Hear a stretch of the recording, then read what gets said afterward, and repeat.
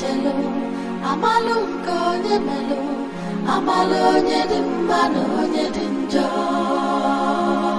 Asị na anya na-afụ obi, asị na anya na-afụ ime obi. Once upon a time, there lived a woman named Ezine. Ezine was a widow. She had 3 daughters and a son, Adaku, Chinyere, Ogechi, and Nduka, her son. When their father died, Adaku had to stop school because things became very difficult for them. She would go to the market and help her mother. She was able to do this and make some money so that her younger ones would go to school. Eventually, Chinyere, Ogechi, and Nduka were able to start making their own money and lived a good life. They were all married. It was now only Adaku who was not yet married. She was still in the village. The men who would ask for her hand were older men because she was old now, and they would ask for her hand in marriage. She would always reject them. Although Ada did not finish school, she was very brilliant and planned to own her own plantation one day.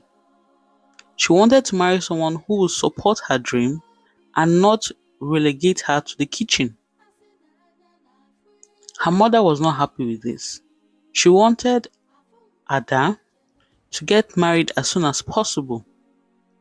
Her younger ones were all married, and now she was old, wasting away at home. Nduka and Ogechi would always defend Ada, saying that she has made a lot of sacrifices for this family, Mama. Do not talk to her like that. She would get married eventually. One day, her uncle, Mazi Ume, brought a man for Ada to marry. The man was old, but he was very wealthy. What Mazi Ume did not say was that the man had 4 wives. This will make Ada the 5th wife. When Ada found out, she rejected the offer immediately. I cannot marry such a man. I cannot be a 5th wife, she said. Her mother shouted, "Who are you? You old woman. Do you want to die here? Do you want to die in your father's house?" she said. "If you do not marry this man now, I will beat you up." But Ada stood her ground and said she would not marry him. She would not be a 5th wife. Now, one day, as Ezine had gone to the market, Ada was home alone. Her uncle, Mazume, came to the house. He asked for Ezine, but Ada said her mother had gone to the market. Saying that there was no one in the house, her uncle attacked her. Ada was very broken. She tried to fight, but her uncle used a juju object to hit her head, and her body became paralyzed. He then had his way with her. When her mother came back, Ada told her mother all that had happened, but her mother did not believe her. She beat Ada up. "You witch! Marry, you will not marry. This was a very serious accusation. So all the king's men of her father were called. Mazume was also there. He said that he was innocent. He did not attack Ada. He only asked for her mother. On seeing that the mother was not there, he promptly left immediately. Ada cried and cried, saying she was innocent. She told everyone as it happened, but no one believed her. Of all her sisters, she was the oldest and yet not married. This was not normal. She was going to be very old, yet who would want to marry her, especially now that she was damaged goods? During this time, when a woman had been attacked, she was not considered prime for marriage. It was agreed that both parties would take an oath to see who was innocent, but after taking the oath, it was Ada that went blind. Because of this, she was banished into the evil forest. Her mother and her siblings that she had sacrificed for abandoned her. In the evil forest, Ada cried out to Obunabali, the god of death. She asked that her uncle die of a miserable death. Obunabali was the god of death. His job was to bring death to criminals. After crying out, Ada heard the voice of a woman. The woman asked her, "What are you doing here? You're not a criminal." The woman said this because the evil forest was known for a place for evil people, where criminals were banished to.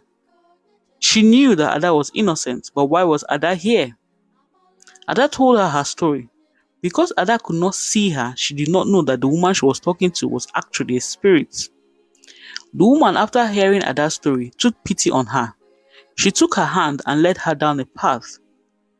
"Where are you taking me?" Ada asked. The woman stopped and replied, "Walk down this path, straight down. You will hear a stream. Take water from that stream and wash your face." So Ada did as she was told.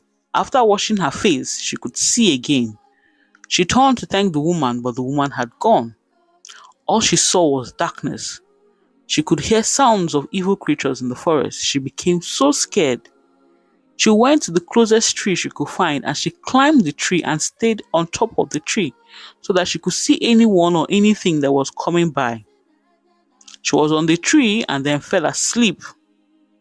She woke up when she felt the tree shaking. She looked down and saw an evil creature shaking the tree so that Ada would fall down and it would eat her. Ada screamed with all her might, asking the gods to come to her aid. Then the woman appeared. She struck the beast and the beast ran away. "Come down," the woman said to Ada. And Ada remembered her voice as the woman who had made her see again. So she came down and thanked the woman. The woman asked her to go down the path on the left, not to look at anything and to run down. She will come to a village called Ori. There she will meet a man who will take her in as his own daughter. "How will I find this man?" Ada asked, but the woman disappeared. Because she was afraid, Ada ran down that path so fast, with all her might, she did not stop. Then she saw herself in a village. As she came out of the evil forest, she ran into a farm. There she met a man. His name was Mazi Ohafia. He took her in and took care of her. He and his wife had no children of their own. They had always wanted someone to take care of, and so Ada lived with them. They lived in the Ori village. There, Ada met Emeka.